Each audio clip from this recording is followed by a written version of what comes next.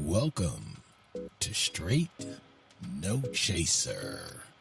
So grab a glass and join your hosts, your girl Ann BZ, Pastor C, Thin Bad, and the Chief.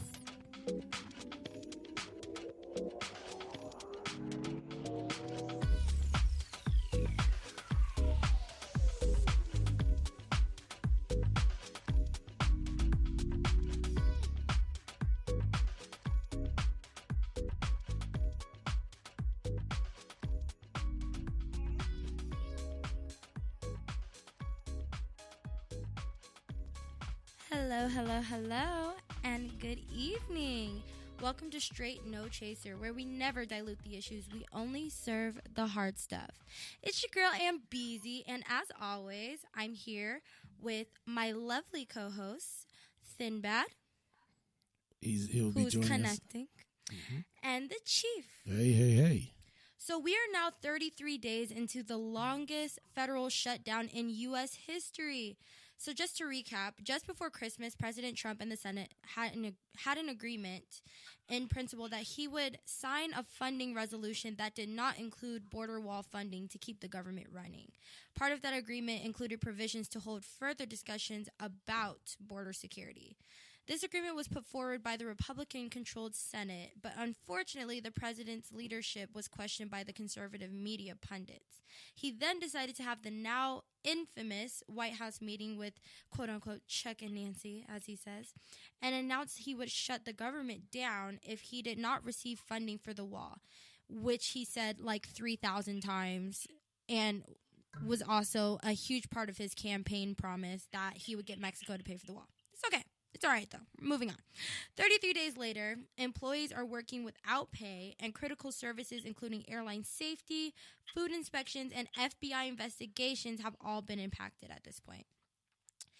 Employees and citizens, regardless of their race, religion, or political affiliation, are being impacted, and everyone is wondering when it will end. So tonight, we're going to hear from some furloughed workers and people who have access to resources that may provide assistance during these difficult days. So this one is a really, really important one. I'm super excited about our guest tonight. Joining us tonight is Felicia Wright, who is a business coach who helps people leverage their skills to create opportunities they may not have realized were available. So she's been very busy assisting furloughed workers during this shutdown. And like I said before, we also have a furloughed federal employee on the line. So we are going to jump right into that. And then when Thinback gets connected to us on the line, I'm sure he'll have plenty of questions. But before we get started with flying questions around, let's remind everybody to call in at 702-425-7789 or chat with us live on Spreaker to share your thoughts about the shutdown. So I'm gonna start with our guest, Felicia. So a lot of people are hurting. So just let's jump into the advice. Like what should people do, or what can they do at this point to seek other opportunities to take care of themselves and their families? Okay, thank you so much for having me. Just a little bit of background. I'm a former teacher turned freelance, and then I left and I do this full time, and my husband is actually with the TSA. So that's what prompted all of this. So I'm just basically taking my experience and teaching other people how to do the same. So a freelancer is essentially somebody that has a skill and then they sell that skill. So say you're a photographer, or you know how to fix plumbing, or you want to do some virtual assistance online. Those opportunities are available because I do it all the time, and I did it as a side gig and then grew it into my business.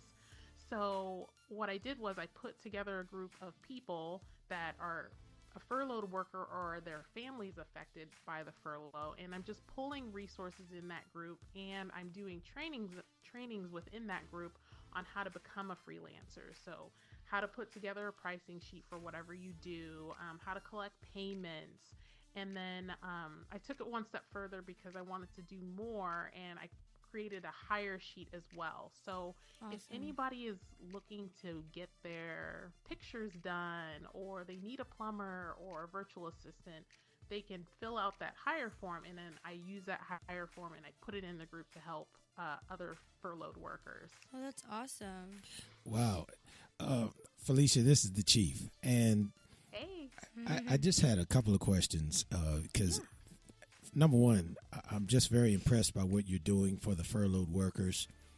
There's so much despair and hurt going on right now that I'm sure a lot of people, some of our listeners may or may not be impacted by this, or they may have friends and relatives who are impacted by this.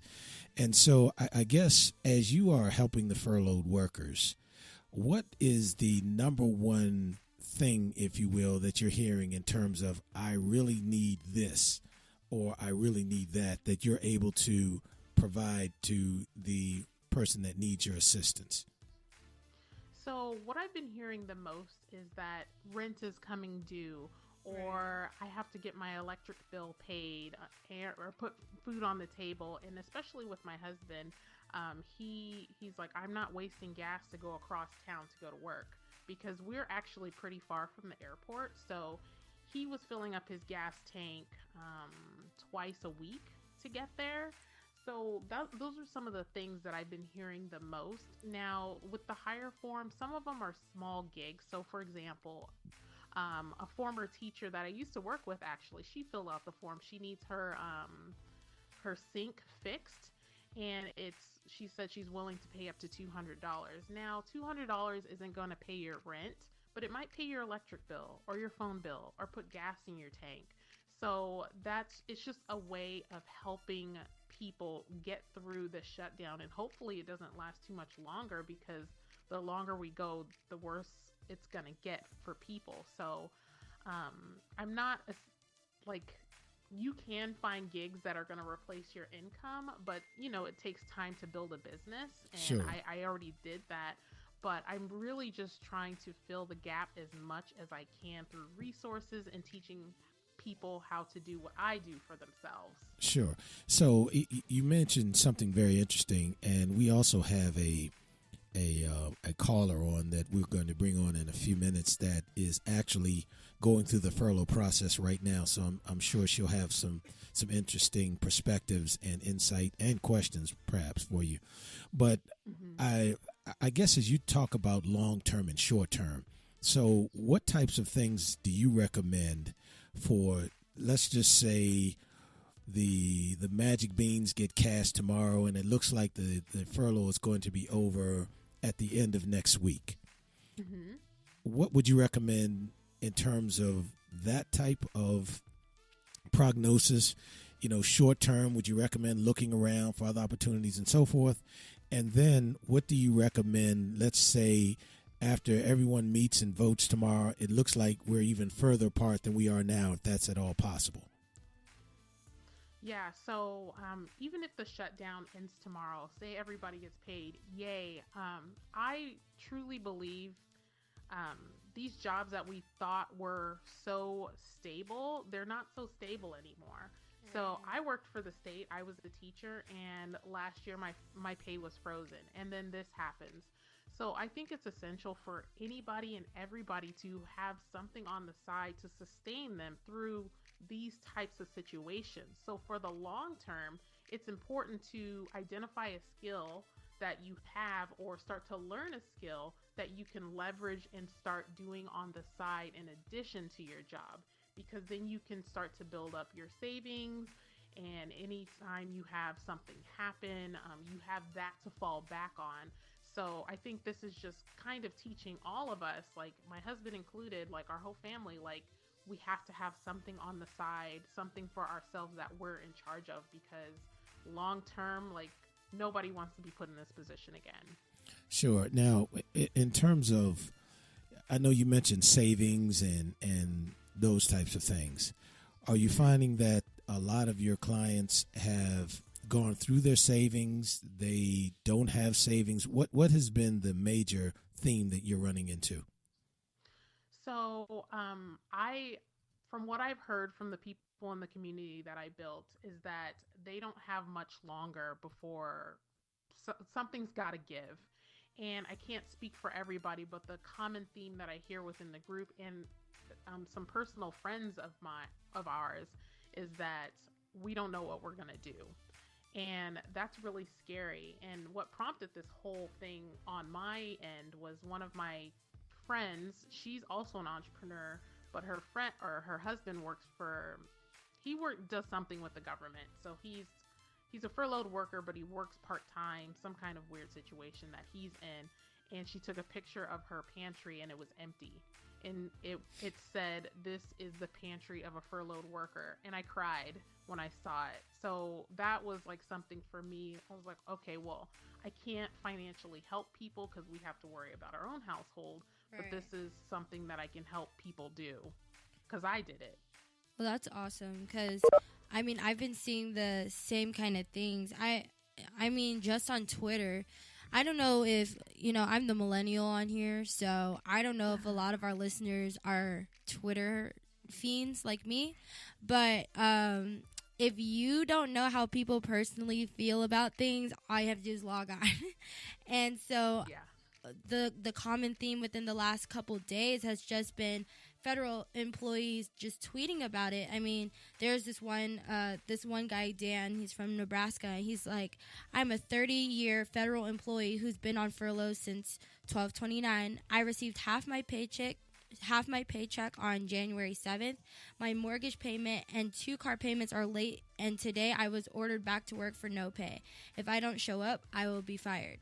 And there's so many stories about that. And what I was telling people the last show is everybody has to remember that the employees that are affected are not just, the people in suits working on Capitol Hill. I mean, every federal employee, including postal workers, including the janitors and maids that clean up these buildings, like all those people who are not on a great salary and have, I mean, I'm sure they have some of the benefits, but they're on an hourly wage, and it's like, they still have to come to work.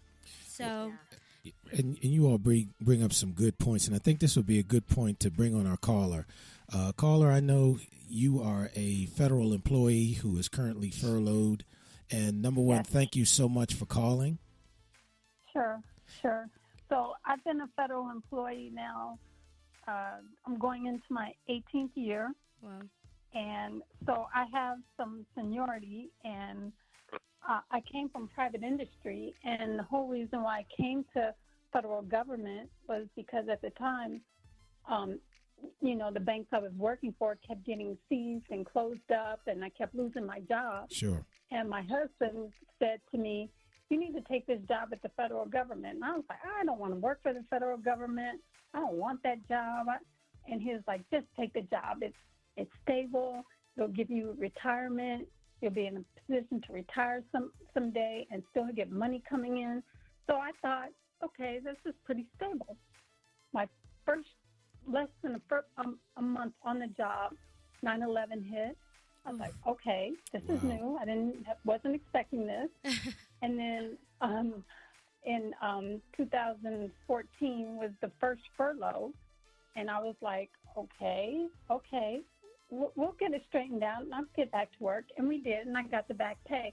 But now I'm coming up over a month now with no pay, and it's fortunately I have enough to make my February 1 mortgage payment, but it's all the other things that go into not being able to pay. I can't pay my homeowners association fees. I can't pay my credit card statements. I can't pay my student loans. I can barely buy food. And now I've had to come to Las Vegas to stay with my mother. And fortunately, she's able to help me out and feed me at least. And if it wasn't for her, I'd be really, really screwed. Wow. And fortunately, like I said, I have enough in my savings to make my February 1 mortgage payment. After that, I don't know